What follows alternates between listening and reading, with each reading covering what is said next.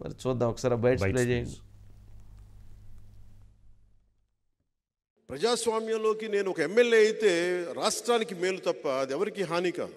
రాష్ట్రంలో నాలాంటి గొంతుకులు ఉండకూడదు. నా కోసం 100 కోట్లు 150 కోట్లు ఓటుకి ₹1,00,000 ఇచ్చుకునేయమని, కుటుంబానికి ₹1,00,000 ఇచ్చుకునేయమని స్థాయిలో మాట్లాడుతూ ఉన్నారు. అంత డబ్బు ఉంది వాళ్ళ దగ్గర. ఎక్కడి నుంచి వచ్చింది ఆ డబ్బు? మద్యపానాన్ని నిషేధిస్తామని చెప్పి ఒక సీఎం సారా వ్యాపారి స్థాయికి వెళ్ళిపోయాడు. ఇంత డబ్బు పేరుకుపోయి వాళ్ళ దగ్గర ఏం చేయాలో తెలియక కొట్టుకుంటున్నారు వాళ్ళు. నేను వాళ్ళతో ఏం ఛాలెంజెస్ ఏం చేయట్లా. నేను ఒక్కటే కోరుకుంటాను, నిజంగా తల్లి దీవెన కనుకే ఉంటే నాకు మీ అందరి ఆశీస్సులు ఉంటే మనిషికి 1,00,000 పంపించినా 1,00,000 పంచినా అది పనిచేయదు. జనసేన గెలుస్తుంది, పవన్ కళ్యాణ్ గెలుస్తుంది. ఆయన 2 ఇష్యూస్ పవన్ కళ్యాణ్ గారు 2 ఇష్యూస్ చెప్పడం జరిగింది. ఒకటి లక్ష ఖర్చు పెడతారు అని. ఈ డబ్బులు గొడవ ఏంటి? ప్రజలంటే వాటర్ అంటే ఎంత పవిత్రంగా చూడాలి, వాటర్ అంటే ఎంత, వాటర్ మనస్తత్వం ఎవరికైనా తెలుసుకోవాలి. వాటర్ మనస్తత్వం ఏంటనేది కేవలం వాటర్ని ఓట్ల కింద డబ్బుల కింద చూడటం అనేది ఎప్పుడూ కరెక్ట్ కాదు. వాటర్ అంటే ఎంత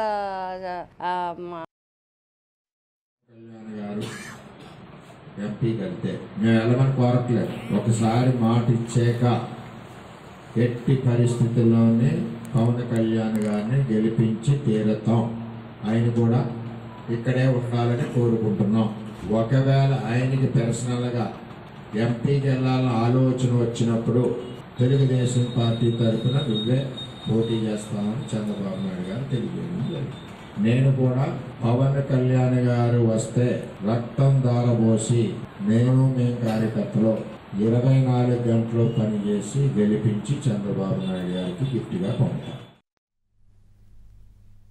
అది సార్ మొత్తానికి రసోత్తరంగా ఉంది రాజకీయం.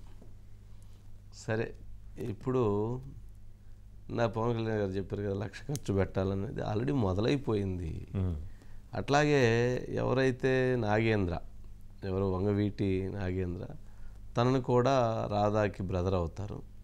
ఆయన కూడా ఈరోజు నరేంద్ర ఆయన కూడా ఈరోజు వైఎస్ఆర్సీపీ పార్టీలోకి తీసుకున్నారు. చాలా చక్కగా రాజకీయాన్ని వైఎస్ఆర్సీపీ పార్టీ వేగంగా ఆడుతుంది. మరి వైఎస్ఆర్సీపీ ఆడుతున్నంత వేగంగా మరి తెలుగుదేశం పార్టీ, జనసేన ఆడలేకపోతున్నాయి.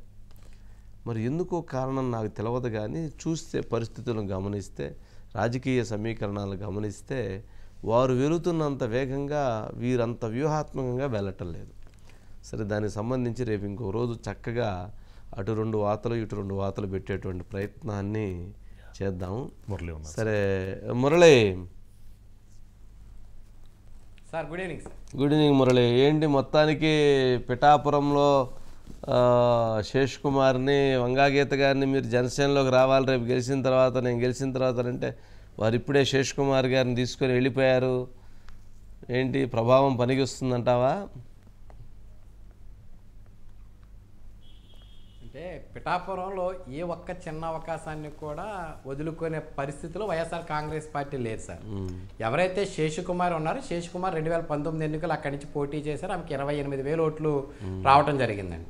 అయితే ఎలక్షన్ అయిన తర్వాత శేష్ కుమార్ దాదాపుగా కూడా జనసేన పార్టీ కార్యక్రమాలకు దూరంగానే ఉన్నారండి. నియోజకవర్గంలో కూడా ఉన్నప్పటికీ కూడా ఎక్కడ కార్యక్రమాలు చేయటం కానీ, లేకపోతే వీర మహిళగా యాక్టివ్గా కానీ ఆవిడ ఎక్కడ కనిపించలేదండి.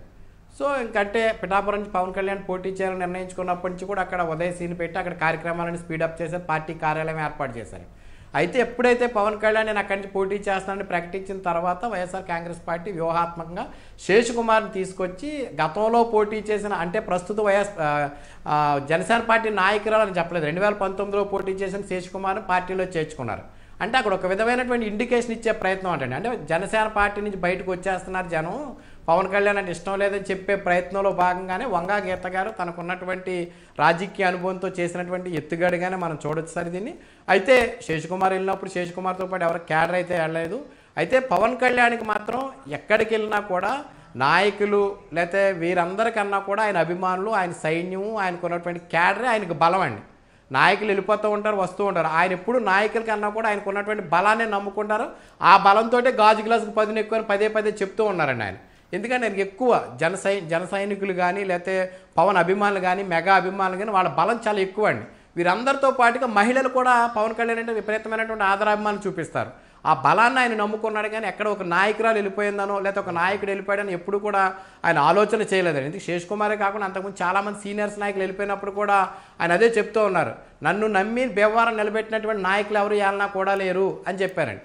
సో అందుకని ఆయన నాయకుల కన్నా క్యాడర్ని ఎక్కువ నమ్ముకుంటారని. అయితే పవన్ కళ్యాణ్ మొన్న మాట్లాడినటువంటి మాటలతోటి నన్ను ఓడించేందుకు కోట్లు ఖర్చు పెడుతున్నారు, 150 కోట్లు 100 కోట్లు ఖర్చు పెట్టేందుకు సిద్ధంగా ఉన్నారని చెప్పిన నేపథ్యంలో వాటి అవన్నీ కాదని చెప్పే ప్రయత్నంలో భాగంగా వీరు ఈ మార్పులు చేర్పులకు శ్రీకారం చుట్టారండి. ఇవాళ ద్వారంపూడి చంద్రశేఖర్ గారు కూడా మాట్లాడారు, వర్మ గారు మాట్లాడారు, వంగా గీత గారు మాట్లాడారు, ఎవరికాళ్ళే మాట్లాడుతున్నారు.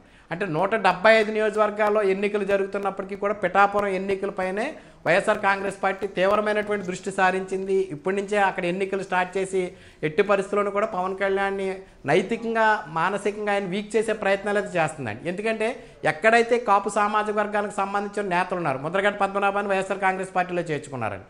ఈరోజు శేష్ కుమార్ అని తీసుకొచ్చారండి. మళ్ళీ వంగవీటి నరేంద్ర అతను విజయవాడలో ఉంటారు, అతన్ని తీసుకొచ్చారు. అంటే కాపు సామాజిక వర్గానికి చెందిన నేతలందరూ కూడా జనసేన కాకుండా వైఎస్ఆర్ కాంగ్రెస్ పార్టీలోకి వెళ్తున్నారని ఒక భావన కలిగించే ప్రయత్నం అండి. యాక్చువల్గా ముద్రగడ్డ పద్మనాభం గారు కూడా ఈరోజు తాడేపల్లిలో వస్తారు, శేష్ కుమార్ జాయిన్ అయ్యే టైంలో అన్నారు, కానీ ఆయన రాలేదండి. వంగాగీత గారు ఒక్కరే వచ్చారు. సో అందుకనే పిఠాపురం ఎన్నికలకు సంబంధించి ఏ చిన్న అవకాశాన్ని కూడా వైఎస్ఆర్ కాంగ్రెస్ పార్టీ వదులుకునే లేకుండా పవన్ కళ్యాణ్ అన్ని విధాలా కూడా ఆయన్ని నిర్బంధించి ఆయన ఓడించే ప్రయత్నాలు చేస్తుంది. అయితే ఇవన్నీ కూడా పవన్ కళ్యాణ్ సైన్యం ముందు ఎంతవరకు నిలబడతాయనేది చూడాలి sir. Okay, right Murali, right, thank you.